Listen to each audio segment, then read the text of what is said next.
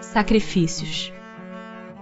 Remonta à mais alta antiguidade o uso dos sacrifícios humanos. Como se explica que o homem tenha sido levado a crer que tais coisas pudessem agradar a Deus? Primeiramente porque não compreendia Deus como sendo a fonte da bondade. Nos povos primitivos, a matéria sobrepuja o espírito. Eles se entregam aos instintos do animal selvagem. Por isso é que em geral são cruéis. É que neles o senso moral ainda não se acha desenvolvido. Em segundo lugar, é natural que os homens primitivos acreditassem ter uma criatura animada muito mais valor aos olhos de Deus do que um corpo material. Foi isto que os levou a imolarem primeiro animais e mais tarde homens. De conformidade com a falsa crença que possuíam, pensavam que o valor do sacrifício era proporcional à importância da vítima. Na vida material, como geralmente a praticais, se houverdes de oferecer a alguém um presente, escolhê-lo-eis sempre de tanto maior valor, quanto mais afeto e consideração quiserdes testemunhar a esse alguém. Assim tinha que ser, com relação a Deus, entre homens ignorantes. De modo que os sacrifícios de animais precederam os sacrifícios humanos? Sobre isso não pode haver a menor dúvida. Então, de acordo com a explicação que vindes de dar, não foi de um sentimento de crueldade que se originaram os sacrifícios humanos? Não. Originaram-se de uma ideia errônea quanto à maneira de agradar a Deus. Considerai o que se deu com Abraão. Com o correr dos tempos, os homens entraram a abusar dessas práticas, imolando seus inimigos comuns, até mesmo seus inimigos particulares. Deus, entretanto, nunca exigiu sacrifícios, nem de homens, nem sequer de animais. Não há como imaginar-se que se lhe possa prestar culto mediante a destruição inútil de suas criaturas. Dar-se-á que alguma vez possam ter sido agradáveis a Deus os sacrifícios humanos praticados com piedosa intenção? Não, nunca. Deus, porém, julga pela intenção. Sendo ignorantes os homens, natural era que supusessem praticar ato louvável, imolando, sacrificando seus semelhantes. Nesses casos, Deus atentava unicamente na ideia que presidia ao ato, e não neste.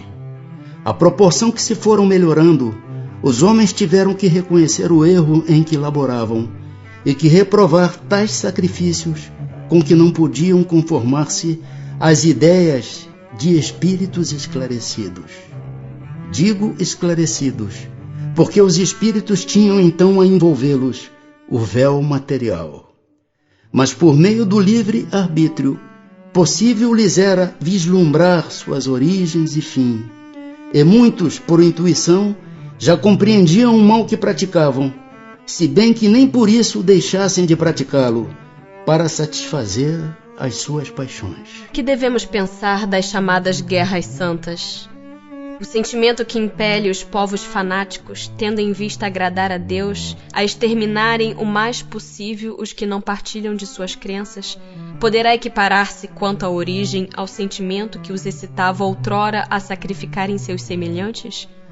São impelidos pelos maus espíritos, e fazendo a guerra aos seus semelhantes, contrariam a vontade de Deus, que manda ame cada um o seu irmão como a si mesmo. Todas as religiões, ou antes, todos os povos adoram o mesmo Deus, qualquer que seja o nome que lhe deem. Por que então há de um fazer guerra a outro, sob o fundamento de ser a religião deste, diferente da sua, ou por não ter ainda atingido o grau de progresso da dos povos cultos? Se são desculpáveis os povos de não crerem na palavra daquele que o Espírito de Deus animava e que Deus enviou, sobretudo os que não o viram e não lhe testemunharam os atos, como pretenderdes que creiam nessa palavra de paz, quando lhes ides levá-la de espada em punho? eles têm que ser esclarecidos e devemos esforçar-nos por fazê-los conhecer a doutrina do Salvador mediante a persuasão e com brandura, nunca a ferro e fogo. Em vossa maioria, não acreditais nas comunicações que temos com certos mortais. Como quererias que estranhos acreditassem na vossa palavra, quando desmentis com os atos a doutrina que pregais? A oferenda feita a Deus de frutos da terra tinha a seus olhos mais mérito do que o sacrifício dos animais? Já vos respondi declarando que Deus julga segundo a intenção e que para ele pouca importância tinha o fato. Mais agradável, evidentemente, era a Deus que lhe oferecessem frutos da terra em vez do sangue das vítimas. Como temos dito e sempre repetiremos, a prece proferida do fundo da alma é 100 vezes mais agradável a Deus do que todas as oferendas que lhe possais fazer. Repito que a intenção é tudo, que o fato nada vale. Não seria um meio de tornar essas oferendas agradáveis a Deus, consagrá-las a minorar os sofrimentos daqueles a quem falta o necessário?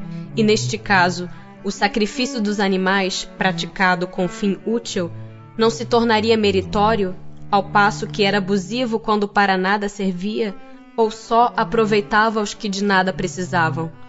Não haveria qualquer coisa de verdadeiramente piedoso em consagrar-se aos pobres as primícias dos bens que Deus nos concede na terra? Deus abençoa sempre os que fazem o bem. O melhor meio de honrá-lo consiste em minorar os sofrimentos dos pobres e dos aflitos. Não quero dizer com isto que ele desaprove as cerimônias que praticais, para lhe dirigirdes as vossas preces. Muito dinheiro, porém, aí se gasta que poderia ser empregado mais utilmente do que o é. Deus ama a simplicidade em tudo. O homem que se atém às exterioridades e não ao coração é um espírito de vistas acanhadas.